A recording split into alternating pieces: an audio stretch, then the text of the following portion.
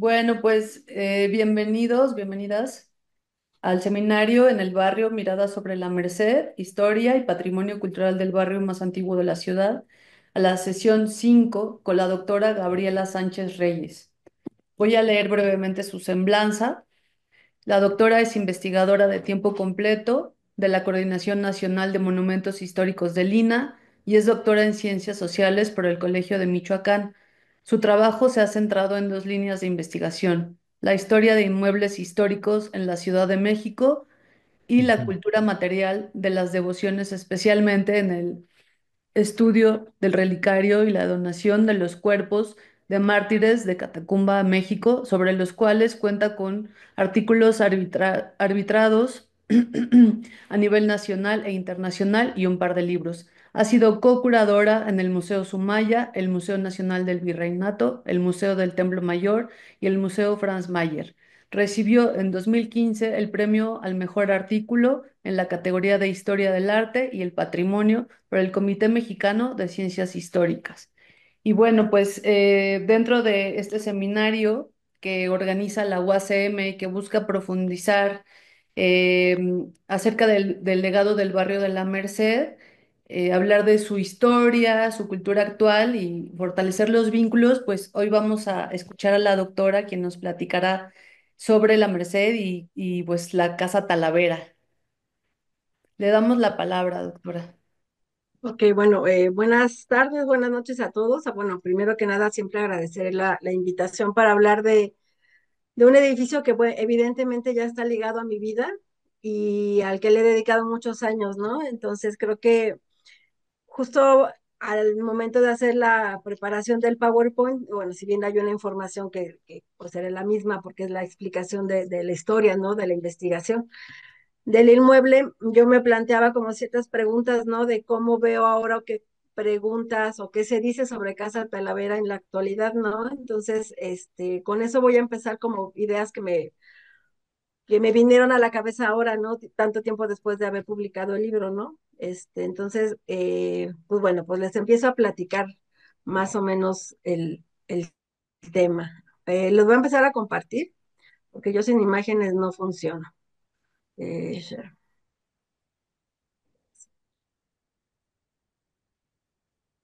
Ahí sí ya se ve no, ahí se ve la primera, ahí está ya lo vi. Sí, se ve muy bien. Aquí está ya, sí, ya.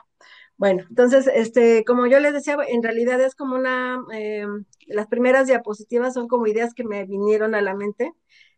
Y cuando inclusive me pidieron el título, ¿no? Dije, bueno, pues que y la historia de Casa Talavera, yo dije, ay, no, pues es que ya es difícil como hablar de un tema que he trabajado por mucho tiempo con otro enfoque, ¿no? Entonces, justo yo lo que pensaba es cómo la investigación de este inmueble fue un momento de reflexión sobre cómo entender el patrimonio y concretamente el patrimonio arquitectónico del centro histórico, ¿no? Eh, y que resultó ser pues una casa de curtiduría. Entonces, lo primero que hice yo eventualmente regreso a buscar por internet qué se dice de Casa Talavera, ¿no? Es un mal hábito, ¿no? Y me llamó la atención que a pesar de que el libro creo que es de 2019, quedan huellas, ¿no? De otros sitios de información pública de páginas del gobierno de la ciudad no, o sitios de cultura, digamos, ¿no?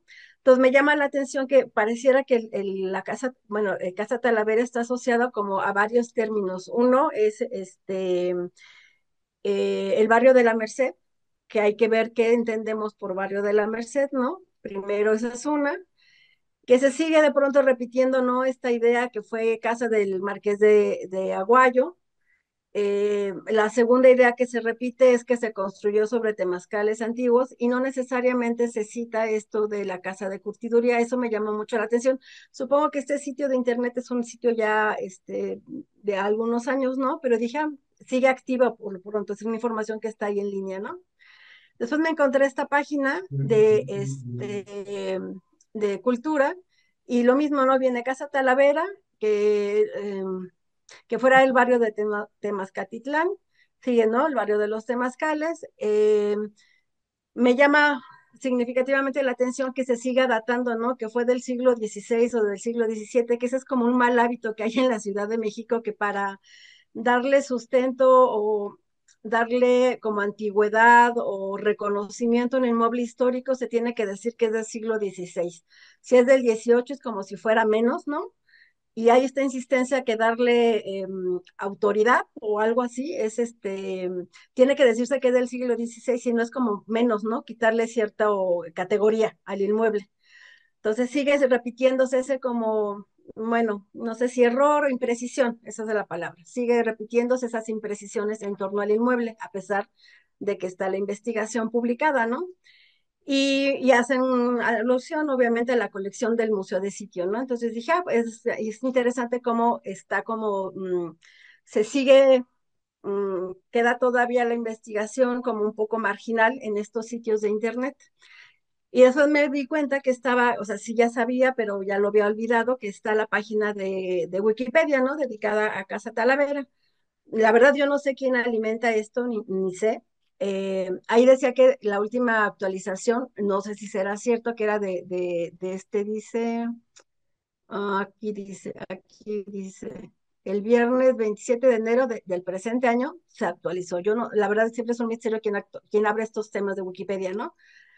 El asunto es que se sigue repitiendo, ¿no? Que perteneció a la casa del Marqués de Aguayo, que es hacen una referencia del Marqués, eh, el basamento piramidal que de adobe que está ahí, y dice, al paso de los años, el inmueble funcionó como fábrica de curtidora de piel, como fábrica de loza de Talavera, y otra vez viene como encontronazo entre lo que se decía y entre lo que el resultado de la investigación, ¿no? Que está publicada en el libro. Entonces, me llamó mucho la atención cómo sigue siendo Casa Talavera como receptor de muchas versiones que se han dado a través de los años, ¿no? Ya, si no por lo menos un par de décadas, ¿no? Entonces, hay información que sigue ahí dispersa, que sigue siendo imprecisa para hablar de este edificio que parece ahora que no termina de cuajar como su historia en cuanto al edificio. Yo me refiero simplemente al edificio, ¿no? Y entonces abajo dice que fue casa de recogimiento de mujeres casadas, de la escuela, tal, ¿no? Entonces digo, ¿cómo no se puede terminar de consolidar la historia del inmueble, ¿no? Y después buscando más sobre Casa Talavera, pues entonces me encontré eh, ay, es algún portal de la OACM, creo, y entonces me llama mucho la atención que el logotipo pareciera, o en algún momento, no sé si sea el logotipo oficial en la actualidad, pero es información que se va quedando ahí en línea, ¿no? Asocian Casa Talavera, el Centro Cultural Casa Talavera, con el águila y la serpiente. Y entonces dije, bueno, es que claro, tiene que ver con la Plaza de la Aguilita. Y me puse a ver información así rápido sobre la Plaza de la Aguilita. Entonces, obviamente, bueno, hay un mito, ¿no? Que ese es el otro asunto, es un mito fundacional, ¿no? Que se cree que en ese punto se fundó la Ciudad de México y se vio, digamos, esta señal de los dioses, ¿no? Para fundar la ciudad. Y hacen referencia a que había otra fuente con estas características en la Plaza de Santo Domingo y que efectivamente Casa Talavera, por una iniciativa, se había montado otra vez la fuente. Entonces yo me acordé justo en este año preparando otra ponencia, fui al Museo Caluz y está el cuadro de Pedro Gualdi, que efectivamente, y aquí está, ¿no? El detalle de esta fuente con el águila y la serpiente que corona, digamos, la fuente. Y entonces, bueno, ya buscando fotografías por internet, pues efectivamente quien hizo la reproducción, bueno, claro, está toda información que hacen una búsqueda iconográfica, se obtienen detalles. Y entonces dije, bueno, pero ¿cuál es la relación, digamos, directamente de Casa Talavera en torno a la Plaza de la Aguilita? Creo que son como entidades separadas, que no veo cómo tendría que ver la historia, bueno, la historia de este inmueble que tuvo por vocación inicial un uso mixto, digamos, de curtiduría y un uso habitacional y de comercio, con la Plaza de la Aguilita. Entonces sigue siendo como Casa Talavera, es como, ha tenido diferentes momentos de interpretación, ¿no? De su propio origen y funciones.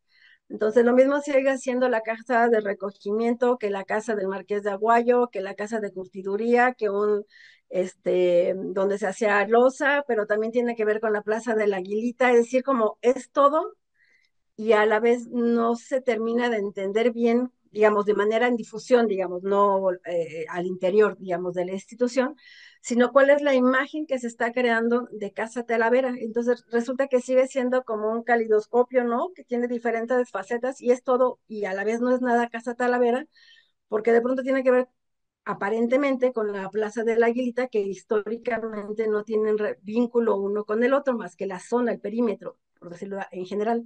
Entonces son cosas que yo veo que es que sigue siendo Casa Talavera. Entonces, como yo soy curiosa, dije, bueno, ¿y la Plaza de la Aguilita qué, no? ¿Qué podemos saber de la Casa de la Aguilita, de la Plaza de la Aguilita? Y entonces me puse a buscar en el archivo de la Ciudad de México, en el buscador, dije, a ver, voy a buscar Plaza de la Aguilita y qué resultados me arroja. Entonces, el más antiguo que encontré, no me salieron muchos, además, por cierto, es de 1797. Entonces, la referencia es diligencia practicada sobre solicitud de Joaquín Serralde, en que pretende se le mercene un sitio de la calle de San Juan Frontero de la tienda de la Aguilita. Entonces yo dije, bueno, esto yo no estoy afirmando que sea en la plaza, pero es la primera referencia más antigua que me sale con esta palabra, ¿no? Entonces habrá que ver el expediente para ver de qué zona están hablando. Entonces yo incluso me pregunté, ¿qué tal que la Plaza de la Aguilita es por una tienda que se llamaba así y no tiene nada que ver con esta fuente que un poco se reconstruyó en fechas recientes ahí, ¿no? Son cosas que yo me cuestiono, no estoy afirmando que sí o que sea o que no, no lo sé. Y yo como historiadora, mientras yo no vea el documento, yo no voy a hacer ninguna afirmación, ¿no? Entonces yo hasta que vaya a ver ese documento, sabré a qué zonas se están refiriendo y por qué se llama Aguilita, digamos, hay una necesidad se reconstruyó ese lugar con ese mito fundacional, pero no lo sabemos si hay otra razón, siempre hay una posibilidad de que sea otra la razón por la cual se llame así, ¿no? Después, para 1841, una licencia para establecer un bando de herrador en la plazuela de la Aguilita, cerca de las Vizcaínas. Pues bueno, ya nos va como más al siglo XIX. Después de 1846, una licencia para las de la calle de la plazuela de la Aguilita. Pues habrá que ver qué refieren, qué detalles dan sobre la zona, sobre todo.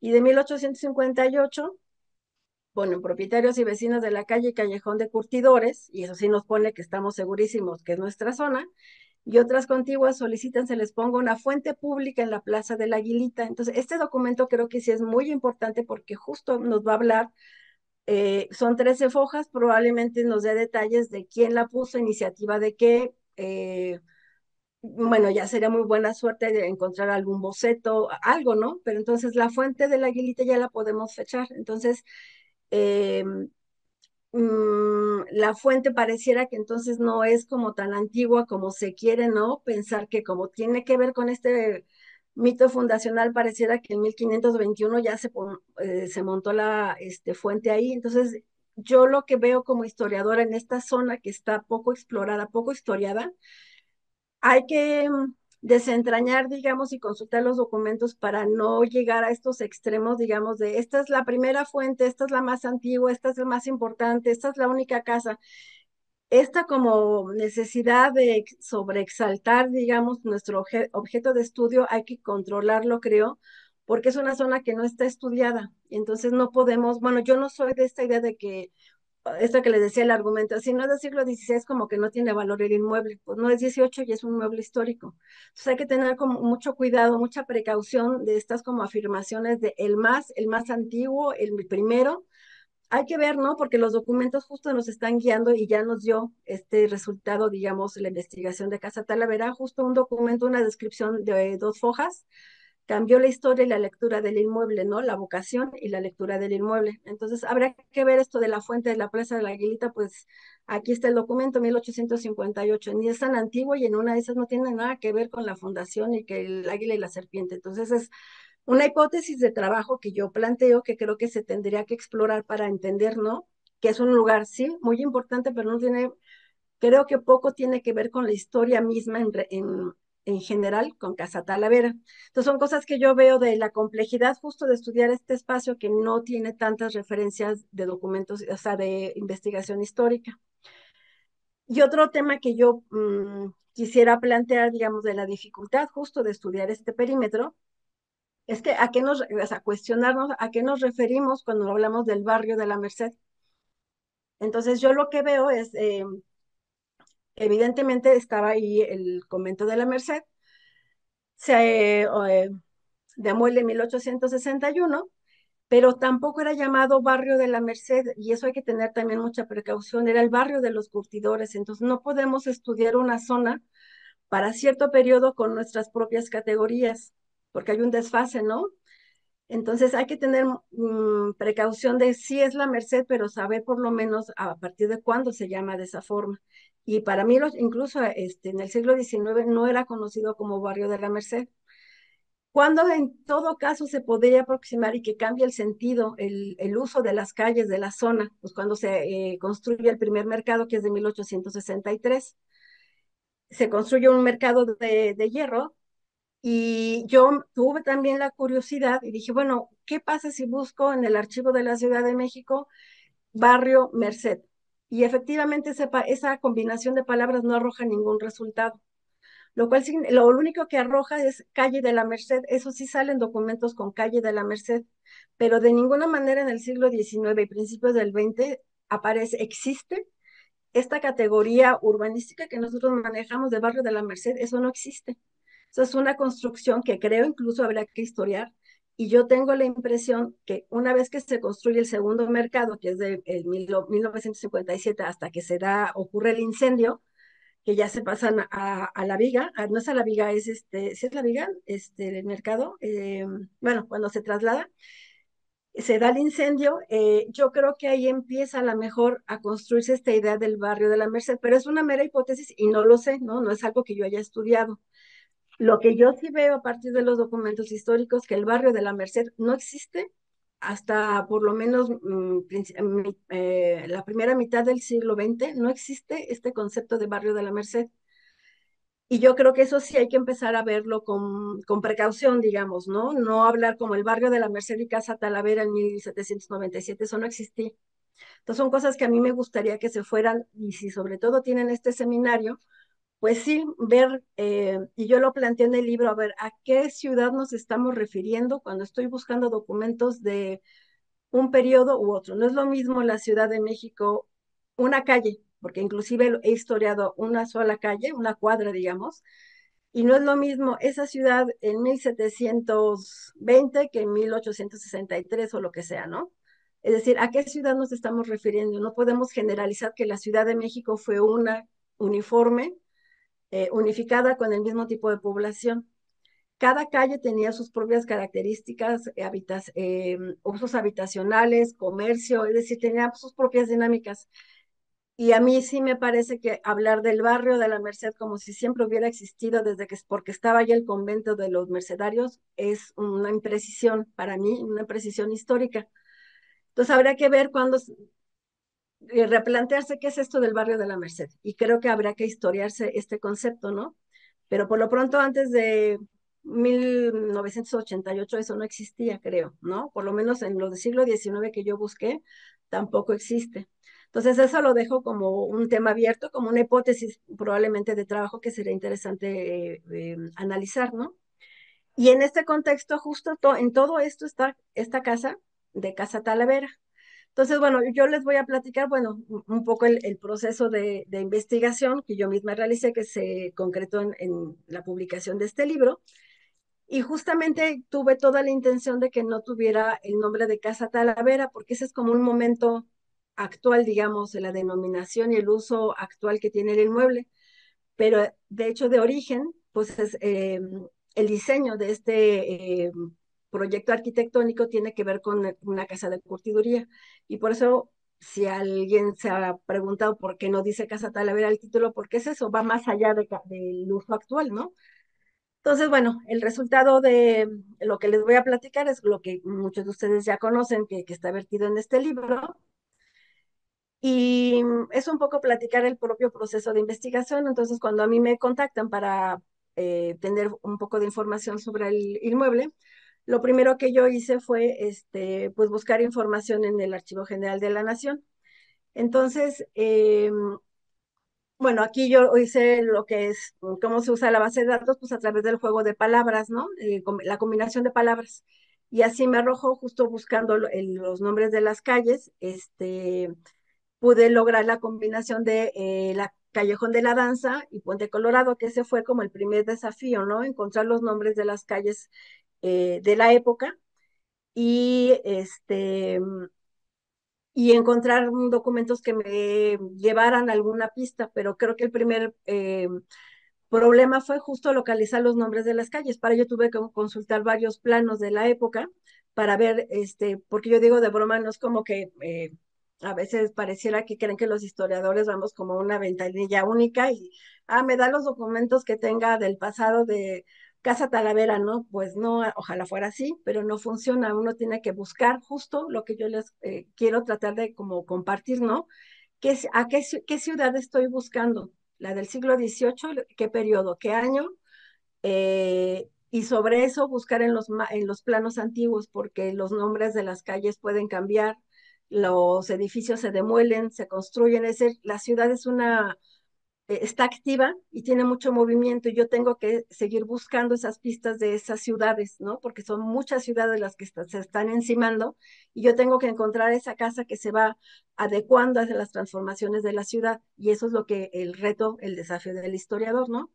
Entonces, pues aquí está pues el documento que dio la transformación de cómo leer y cómo entender este inmueble. Entonces yo lo que hice inclusive fue hacer la transcripción del documento y fui a Casa Talavera y lo que hice fue seguir de la mano, digamos, estar como si me estuviera acompañando el arquitecto iba leyendo el documento de ahí, aquí están tantos arcadas, aquí están las puertas, aquí están las accesorias, conforme yo iba avanzando, digamos, en el recorrido, siguiendo la propia descripción, la propia voz del arquitecto. Y fue muy impresionante ver cómo se iban casando, digamos, las palabras de 1797 con las piedras que están levantadas y que seguía prácticamente intacto. Eh, la distribución espacial de toda la casa seguía en pie.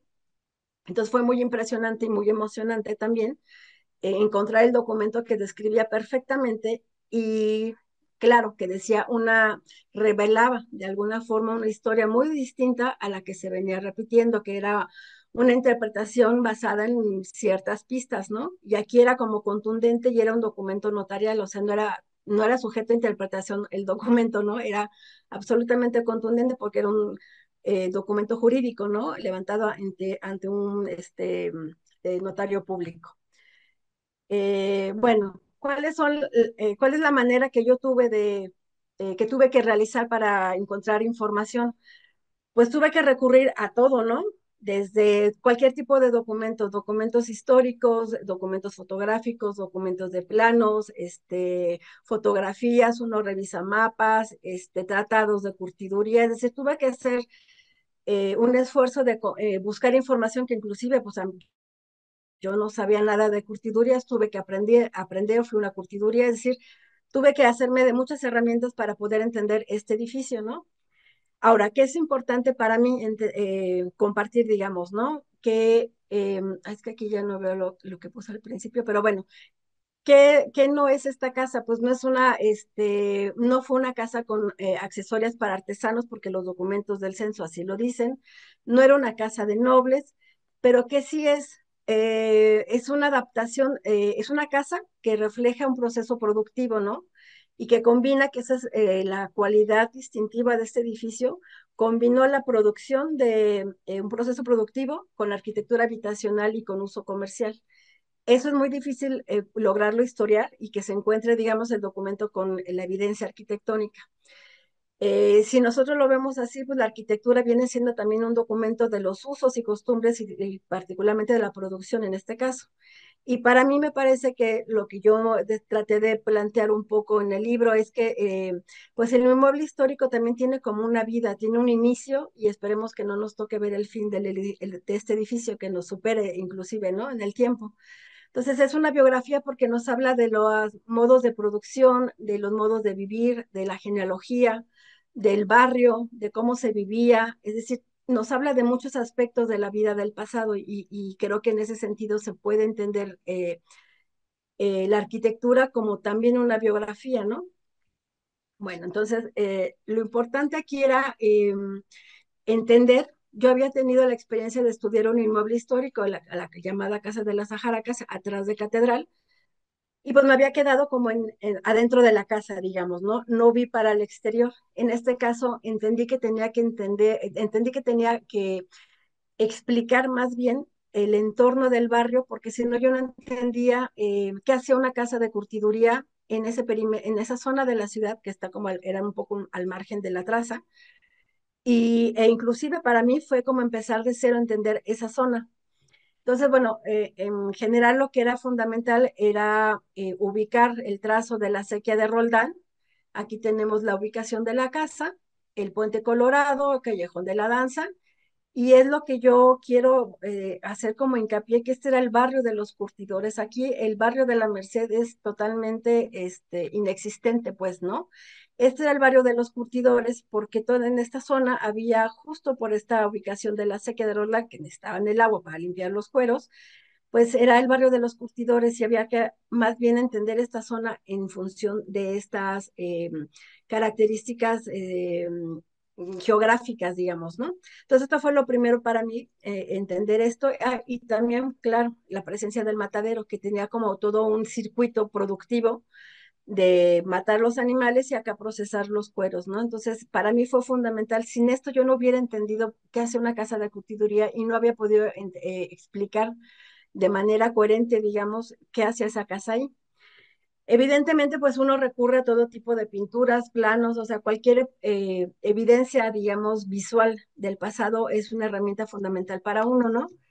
Y lo mismo, pues aquí ubiqué la Casa Talavera, aquí está el convento de la Merced, que en realidad está como a 2 cuadras, digamos, y sin embargo, este es el barrio de los curtidores, esto no es un barrio, digamos. La iglesia por sí misma no hizo el barrio, lo que hizo el barrio de la Merced fue el mercado y entonces tenemos un sentido, digamos, una función distinta de la zona. Pero antes del mercado de 1863, el barrio de la Merced tenía otra connotación, tenía otros usos, digamos. Y aquí está otra representación del matadero y aquí el rastro. Entonces tenía sentido todo lo que yo estaba investigando, que tenía que explicarlo desde el matadero, digamos, hasta llegar al proceso de limpiado de los cueros.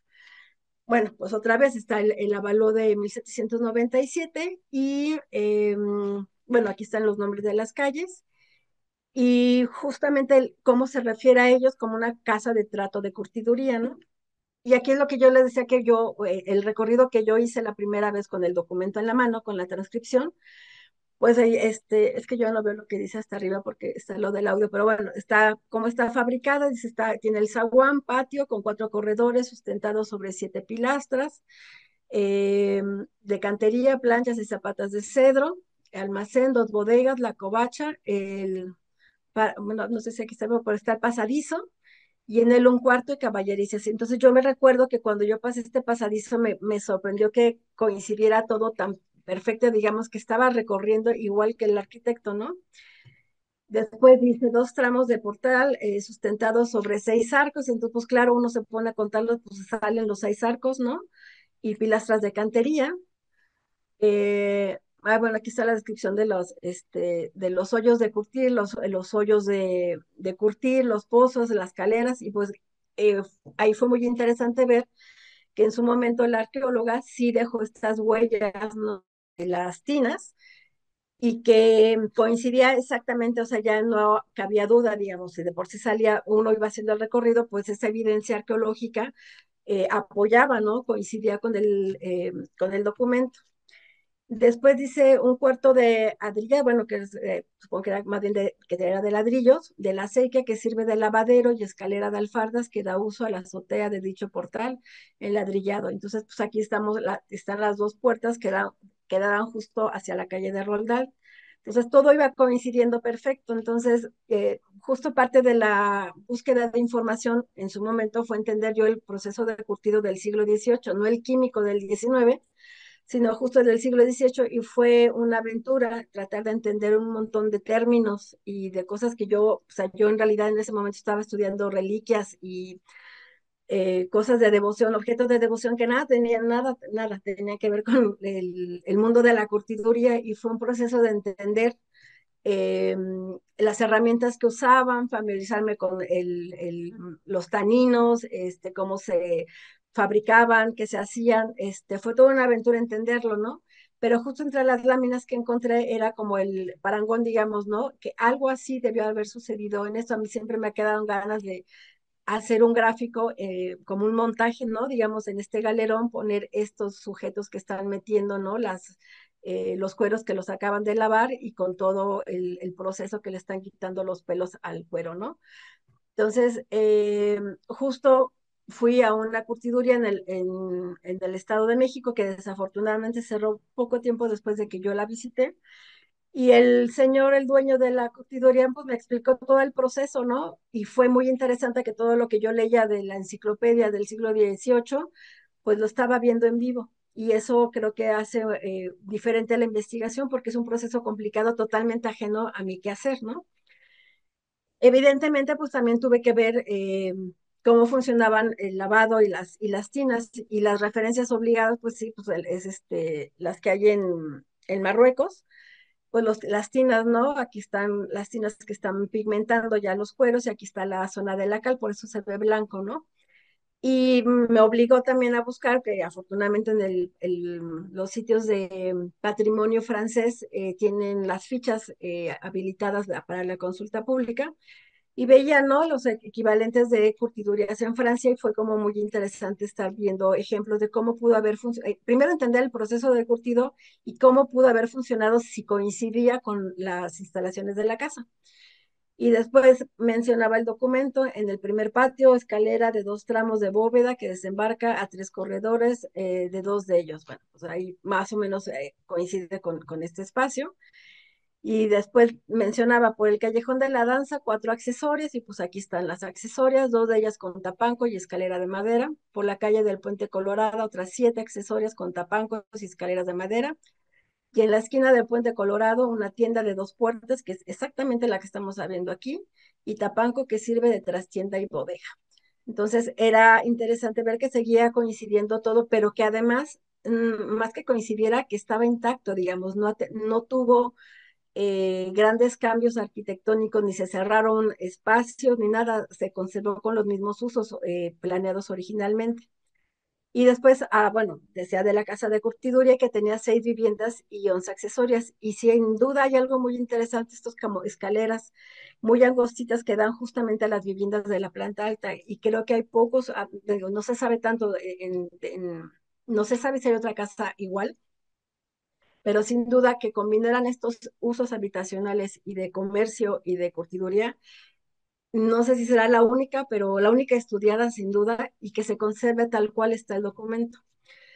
Entonces, bueno, aquí están, ¿no? Las accesorias que están marcadas, que se señalan en el documento, y después yo lo que hice fue hacer el comparativo entre el planteamiento, no es planteamiento, el diseño cómo se programó en Francia, digamos, la planta ideal de una casa de curtiduría.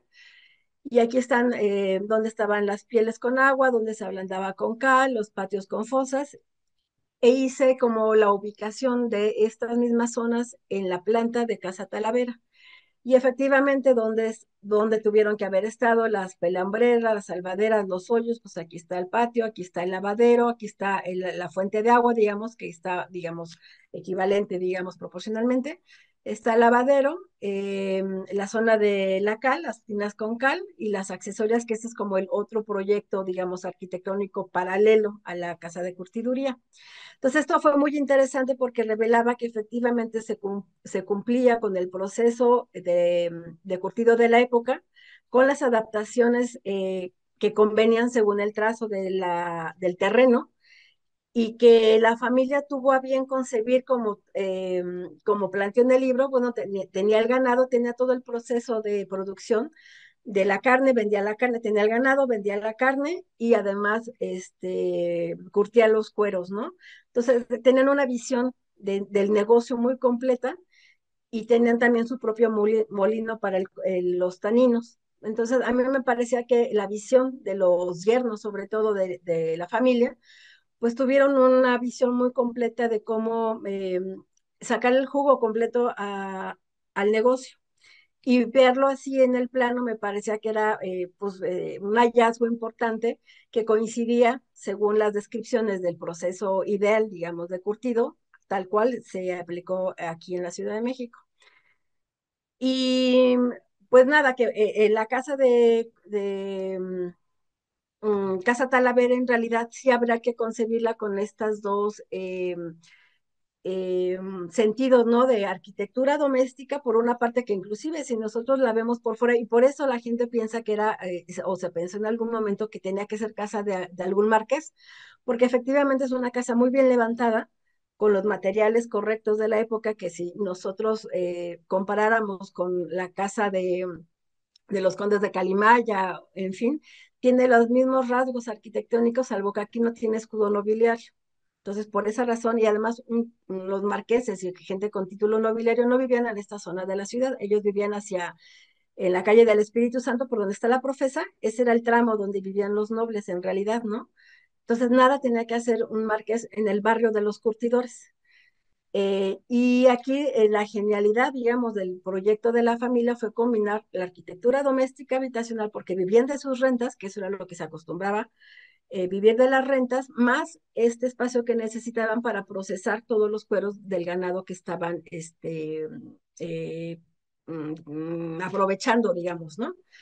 Y bueno, esa es en general mm, pues esa es la presentación, ¿no? En realidad es como un resumen muy, bueno, es un resumen en realidad, cómo encontré el documento, cómo se aterrizó la información en los planos, identificando las zonas de la casa, pero sobre todo lo que yo quería compartir es mi propia reflexión de qué entendemos, ¿no? Las primeras diapositivas que yo presenté en realidad se puede historiar la Plaza de la Aguilita, sí, y eso habrá que hacerlo. Y me recordó ayer que hacía la presentación, dije, ay, es que este tema se tiene que hacer y ya tengo ubicados los documentos. Y a lo mejor voy a darme una vuelta el archivo para ver qué resulta de la Plaza de la Aguilita, pero habría que estudiarla. Entonces, ¿cuál es mi postura frente a estos, digamos, estos temas que están ustedes analizando? Pues que hay que recurrir a los archivos, porque yo no soy. Claro, como yo soy historiadora, yo necesito ver los documentos. A mí me cuesta trabajo como afirmar al aire de, es que aquí fue el mito. No, soy historiadora, yo no vivo de mitos, yo vivo del documento que aquí dice y entonces sí lo puedo afirmar, pero yo no, digamos, uno los tiene que mencionar, pero creo que es momento de regresar a los archivos y ver que a lo mejor la fuente ya tenemos, ya está la referencia de en qué año se creó la fuente, ¿no? Entonces, y replantear sobre todo, sí me inquieta un poco esto del barrio de la Merced. El concepto del barrio de la Merced se me hace que es mucho más reciente de lo que suponemos, y o al menos documentalmente no existía antes, ¿no? Entonces, no está mal hablar del barrio de la Merced, pero hay que tener conciencia a partir de cuándo y en qué momento, a qué ciudad estamos buscando y a partir de qué momento surgió esta construcción del barrio de la Merced, porque tiene características. Esas son estas fotos que vemos que se conservan, donde está el montón de ambulantes con estas locales, no, no son locales, son los puestos, ¿no? De dos aguas, de madera, es un tipo de comercio específico. Y hasta que incluso en Casa Talavera pues estaban los guacales, ¿no? Con la verdura, o sea, incluso habla de la historia del comercio. No es lo mismo lo que se vendía en 1901 que en 1988. Y lo que se vende ahora, está la plaza de estas que venden cosméticos, o cómo le llaman esta plaza. Bueno, o sea, se inventaron estos De de la la Plaza del belleza, Niño, ¿no? de la belleza, exacto. O sea, ya hace rato que no, pero todo esto surgió en fechas muy recientes. O sea, la calle que abrieron de los Niños Dios, o sea, incluso la Merced, y esas son las calles adyacentes, digamos, de Casa Talavera, han cambiado el tipo de comercio. Entonces, yo sería de la idea que sí buscar como por periodos, ¿no? De qué década, por incluso la historia del siglo XX de esta zona, en torno al convento de la Merced, ha tenido muchos cambios y eso habrá que historiarlo por periodos, qué fue lo que pasó, ¿no? Pero esa será como una, no sé si provocación, pero es replantear dónde surgió el barrio de la Merced y ya creo que tenemos una tarea muy grande, incluso yo me podría comprometer porque ya me dio curiosidad lo de la Plaza de la Aguilita y la fuente, porque ya está el documento ahí, o sea, ya lo tengo. Entonces, yo me puedo comprometer para el año que entre, lo puedo empezar a investigar y a ver qué, porque además no sé qué va a salir, ¿no? En una de esas sí dice que ahí en recuerdo del águila y la serpiente, a lo mejor me dan mis zape los documentos, no lo sé, pero historiarlo, tenerlo en documentos sería interesante. Entonces yo me podría comprometer, sí, consultar estas referencias y a ver qué sale de la Plaza de la Aguilita para recuperar estos espacios que efectivamente ahorita son vecinos de Casa Talavera, pero hay que enriquecer, yo creo que habrá que enriquecer con investigación documental toda esta zona y hay que hacer historia oral, o sea, hay muchas cosas que hacer ahí, pero hay que verlo por periodos, no juntarlo todo y irlo ubicando temporalmente para no mezclarlo, ¿no? Y bueno, eso sería mi punto final. Muchas gracias. Muchísimas gracias, doctora. Pues yo creo que podemos abrir el espacio para las preguntas.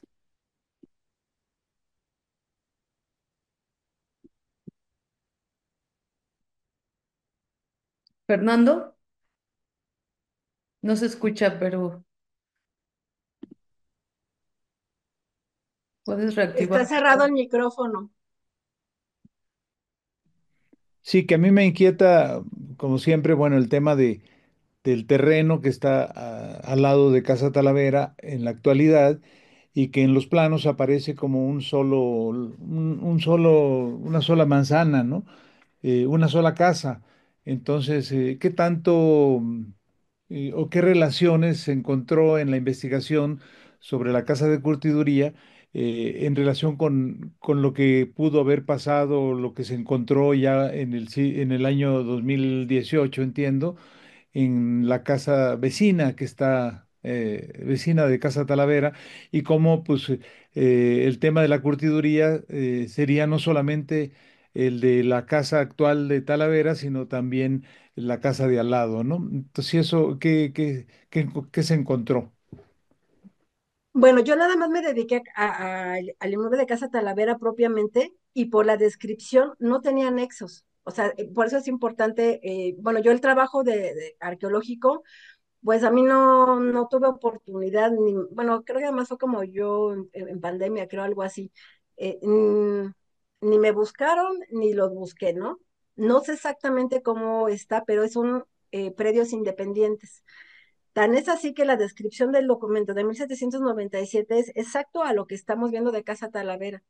El terreno de al lado es otro predio y se tendrá que historiar. El mismo procedimiento de investigación que yo realicé lo puedo hacer para ese predio, pero sí es importante aclarar que son predios independientes y no era un anexo ni era nada, o sea, y que es normal que hubiera ahí unas tinas de curtiduría, pues sí, pues toda la zona era, yo tenía un listado de otras casas que estaban, casas de curtiduría, y es muy interesante porque eran casas mucho más modestas, eran casas de adobe.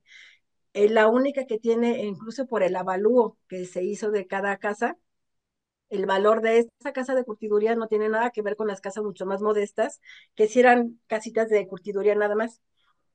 Entonces yo creo que lo que se tendrá que hacer es hacer la investigación. Yo tengo, o sea, se tendrá que buscar en el archivo referencias de este predio, pero lo que sí tengo claro que no tiene nada que ver con la casa original, digamos, de 1797, no pertenece a ese periodo. Puede ser posterior, otra casa vecina, pues sin duda, pero no tiene nada que ver con esta familia y con este predio.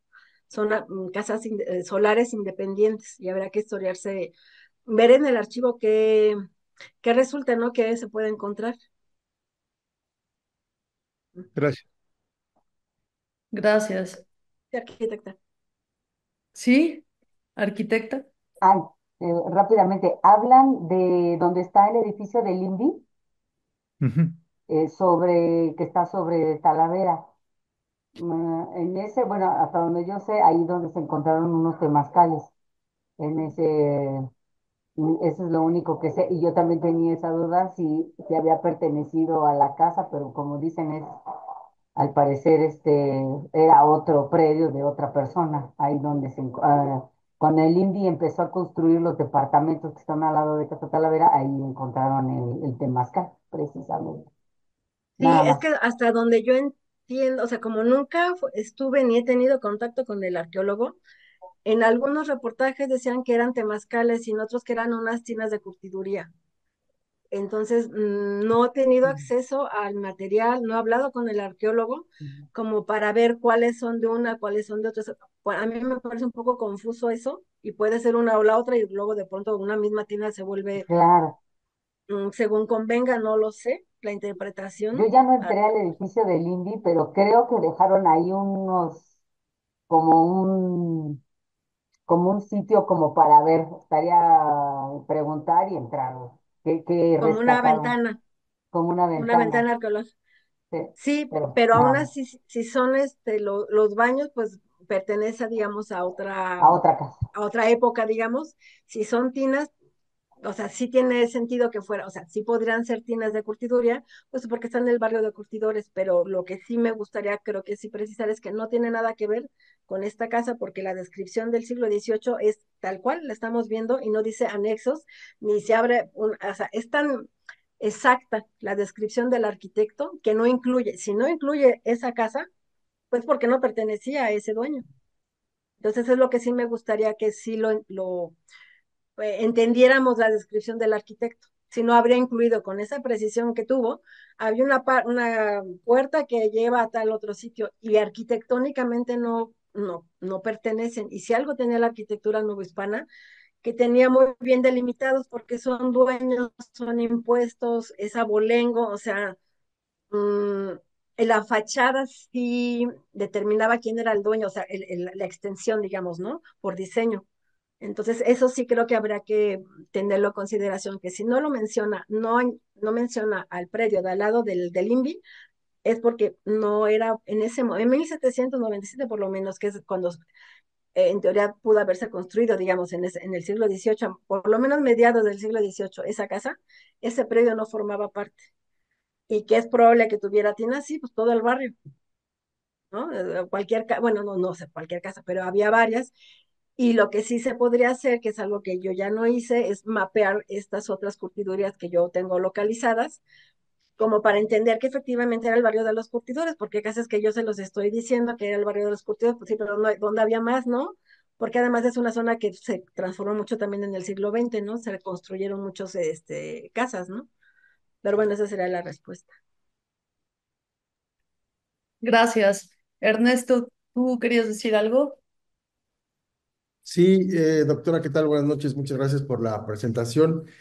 Yo tengo una duda, ¿en qué momento de la historia se le conoce como Casa Talavera? Decía usted que en la investigación que hizo y en el libro no la nombró de esa manera, porque era una casa de curtiduría en sus orígenes. ¿En qué momento surge este nombre de la Casa Talavera? ¿Y qué tiene de verídico el tema de que ahí se fabricaba la talavera o era solo porque estaba cerca del barrio de los loceros? Eso es un poco como la duda. Sí, bueno, yo tuve contacto justo cuando yo empecé a hacer la investigación. eh, Hablé con la arqueóloga que estaba a cargo en ese momento, Gilda Cano, y ella me contó que por las tinas que están en el patio eh, hay un rincón que parece que es como un baño. Y entonces me decía que ella había Ujú. interpretado ese espacio como un horno de loza y que entonces por las tinas ella había deducido, porque habían encontrado, así me lo dijo, no estoy falseando, que porque habían encontrado cerámica y que habían encontrado los hoyos estos de las tinas, que entonces eran, había habido un horno para loza. Y entonces por la cantidad de cerámica que habían localizado, pues entonces dedujeron que era un taller de cerámica y por eso se llama Casa Talavera. Entonces, yo le decía, pues sí, pero es que en dónde encontraron la cerámica, qué cantidad, a qué profundidad, y además el documento está diciendo, ¿no? Que fue una casa de curtiduría, o sea, no es lo que yo decía, pues aquí está en 1700 ante notario público, dice que eso es una casa de curtiduría y coincide perfectamente. Y entonces fue por, digamos, con la información que se tuvo en ese momento, a nivel arqueológico, la renombraron como Casa Talavera. Al no tener, digamos, más información, pues se le llamó así. Por eso fue como en 1988, algo así, se le empezó a llamar, se montó ¿cómo se llama? El museo, que yo tengo fotografías del museo si las quieren, digo, son poquitas, pero están las fotografías de cómo estaban eran unas vitrinas como de estas que de hecho Gilda me dijo que las había comprado ahí con los vecinos, de estas vitrinas chiquitas como eran como de dulces o de pan, así como de tiendita de pueblo, que eran así de hoja de lata, perdón. Ah, y ahí tenían puestas las piezas de cerámica, ¿no? Entonces por esa razón se le llamó Casa Talavera. No, ¿Y pues sí cuál queremos era las fotos. Sí, Sí, sí sí, aceptamos sí. el ofrecimiento porque queremos integrar pues un archivo, un documental importante para la casa que vamos a empezar ahora a partir de enero más o menos ahí a trabajar de manera regular porque se acaba de inaugurar el 7 el jueves pasado. Entonces, bueno, pues sí que sí nos gustaría mucho disponer de esas fotos. Son Sí, históricas. con mucho gusto. Sí, justo ya son fotografías históricas, pero fue por esa razón que se encontró. Entonces, cuando yo encontré el documento, pues fue como un cisma, de verdad, fue un escándalo, Claro. casi, casi, porque se cambió, digamos, la historia, la interpretación que se había hecho del edificio, ¿no? Pero Entonces esa es la razón. no existe un documento histórico que avale el nombre de Casa Talavera como tal. No. Como Y decía de usted hecho, al la principio, si no hay zona, documento, no hay. bueno, Sí, para mí no, o sea, digamos, bueno, además, la zona de los alfareros, que además no se usaba el término de Talavera, eran alfareros. Los alfareros estaban en la zona por el Museo Franz Mayer, esa era la zona de los alfareros. Este es el barrio de los curtidores. Entonces, digamos, ok. en cualquier lugar del centro histórico que se haga excavación, van a encontrar cerámica porque están los basureros. Entonces, digamos, para mí no era muy contundente, ¿no? Pues si hay losa, pues claro, en cualquier lugar que vayan a hacer excavación, un metro que medio metro van a encontrar cerámica. Pero bueno, como sea en ese momento, esa fue la razón, la cerámica que encontraron y que pensaron que habían encontrado un horno de cerámica y por eso se llamó Casa Talavera, pero obviamente no tenía nombre, es que además las casas no necesariamente tenían nombres, ¿no? Entonces, pues era, este, digamos, de la tipología arquitectónica que identificó el arquitecto en ese momento fue que una casa de trato de curtiduría, pero no creo que la hubieran identificado así en su época, digamos, no tenía nombre propio, por decirlo, la casa, ¿no? Ok, gracias. Entonces, entonces sería a partir de 1988 más o menos que se le empezó a llamar Casa Talavera. Exacto. Ya. Entiendo que se encontraron algunos de los topecitos estos que se meten en el horno con la loza. Por eso yo creo que también eso incrementó la idea de que pudiera haber un horno cerca, ¿no? Mm, Sí, eran los tricoles, se llaman, esos sí, triangulitos, tricoles, creo que se exacto. llaman así. Sí, pero está en consideración que también había basureros. Mm, Esa, digamos, la presencia de basureros es importante también tenerla en consideración, digamos, digamos, las posibilidades de interpretación. El asunto es que creo que no se quedó registrado dónde se encontró la cerámica.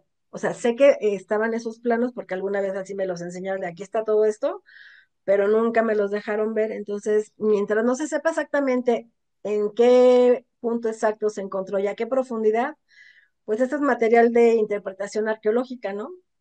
Entonces, mm, lo que uno ujú. vio fue lo que estaba expuesto en el museo. ¿De dónde, cómo? Pues, no se sabe, ¿no? Es que no hay, Entonces, no hay informe, ¿no? No hay informe no, de arqueología, no hubo, entonces no se puede saber eso. Y los planos sí estaban porque yo los vi, pero nunca, o sea, me los presumieron, me los mostraron, pero no me dejaron consultarlos. Pero aún así, digamos, no hay, aun cuando, o sea, como fuere, el documento de 1797 es la evidencia, digamos, no hay más falta, creo yo, como historiadora, no hace falta darle más vueltas al asunto, fue una casa de curtiduría y está además hasta las puertas de las ventanas, digamos, se conservan, tienen los cerrojos originales, eso a mí me impresionó mucho el día que yo fui, que se conserva toda la herrería se conserva, los barandales, todo eso se conserva y eso es difícil, creo ya encontrar una casa con esos detalles de originalidad, digamos, originales más bien. Otra pregunta. ¿Y qué sería antes de 1797, que se considera que se creó la Casa Talavera, digo, la Casa de Curtiduría? ¿Qué pudiera haber sido antes?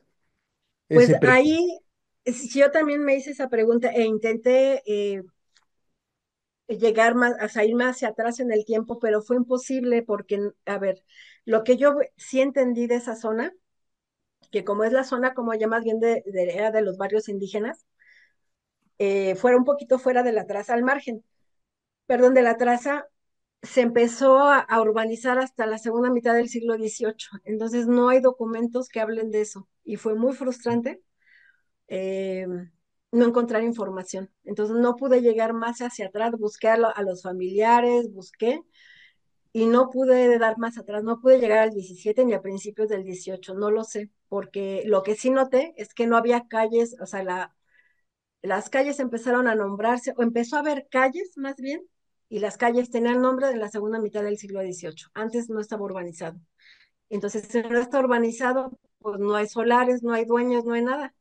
A lo mejor había jacalitos, o sea, algo así, pero es muy complicado estudiarla documentalmente esa zona, porque no hay Ujú. propietarios, no hay dueños, no hay calles, no hay nada, ¿no? No hay propiedad, o sea, y justo lo que uno necesita para historiar esto son los dueños, una propiedad. Entonces no pude encontrar más atrás. Tendría que intentarlo, a lo mejor ahora, años después, a ver los archivos que luego cambian la clasificación, si hay documentos más, no lo sé, habrá que ver a ver si con más experiencia encuentro algo más, ¿no? Pero sí recuerdo la dificultad de historiar esa zona documentalmente, es muy difícil. Sí, porque tendríamos que irnos hasta la época que marcan los montículos, ¿verdad? Los montículos que se encontraron entre esa fecha, digamos que se puede tal vez encontrar ahí hasta la época del siglo XVIII, ¿no?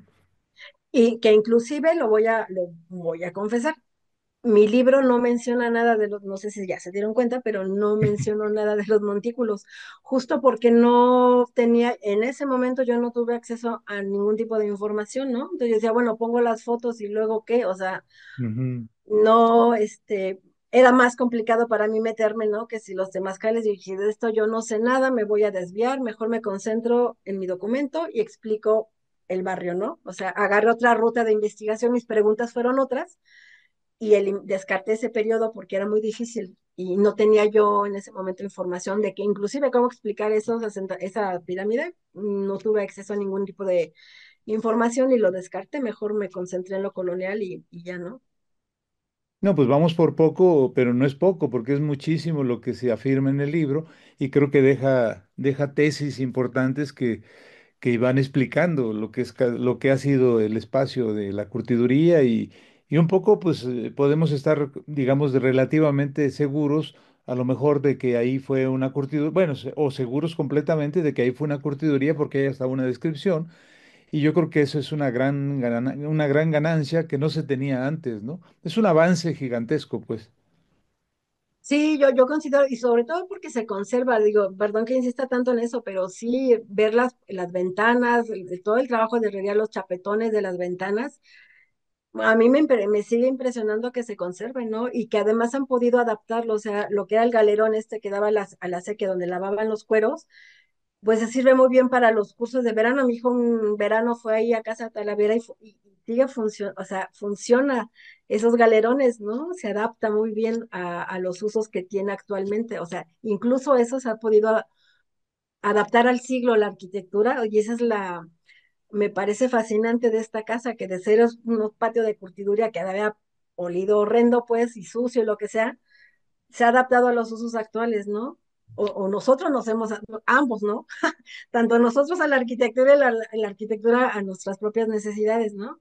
Y eso es impresionante, que se conserve intacto casi, sin se que hayan derribado muros, o sea, es posible hacer el recorrido del arquitecto del siglo XVIII. Y eso creo que no todos los edificios se puede uno presumir eso. Ujú, claro. ¿Hay alguna otra pregunta o comentario?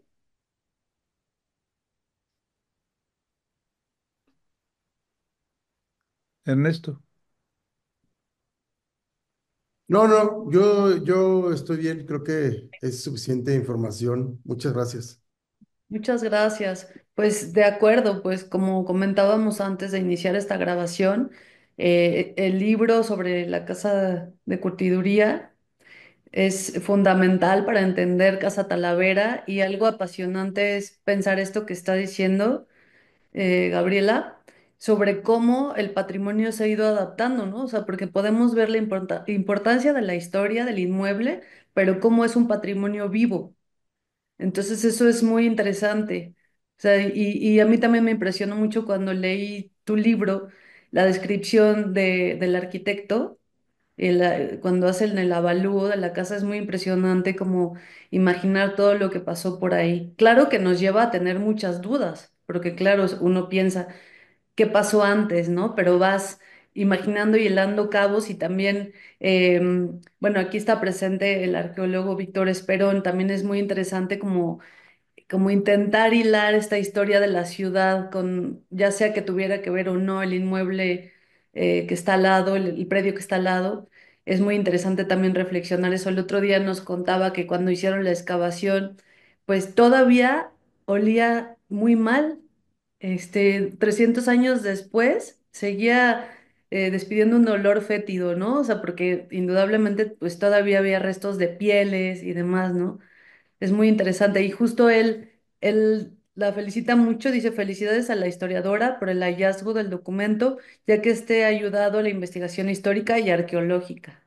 Y pues Ay, sí, muchas gracias. mucho, y es muy, muy interesante y enriquecedor todo lo que cuenta en el libro. Bueno, pues muchas gracias. Yo les agradezco que el lugar que le dan a la investigación, ¿no? Muchas gracias, y que esté incorporado ya a su quehacer, ¿no? Muchas gracias. Muchas gracias. Y pues bueno, si nadie más tiene algún comentario, pues agradecerte, Gabriela, tu tiempo y tu disposición. Y pues estoy segura que a partir de esta charla seguirán renovándose los lazos, y pues para los apasionados en La Merced y Casa Talavera. Sí, pues un gusto ya, yo ya me comprometo de investigar lo de la Plaza de la Aguilita, porque sí, ya está tentadora, es como una tentación difícil de resistir. Entonces ya les platicaré cuando tenga algún resultado, por lo menos les cuento qué pasó ahí. Ay, sí, Y, por y favor. queda, y queda pendiente la promesa de las fotos. Ah, sí, yo Sí, termino unos pendientes de ponencias que tengo la semana que entra y los busco. Apenas yo ya me libere de ese trabajo, les llevo el material que yo tengo. Sí, con mucho gusto. Muchísimas gracias, no, se Muchas agradece. gracias. Muchas gracias. muchas gracias. Pues muy buenas noches.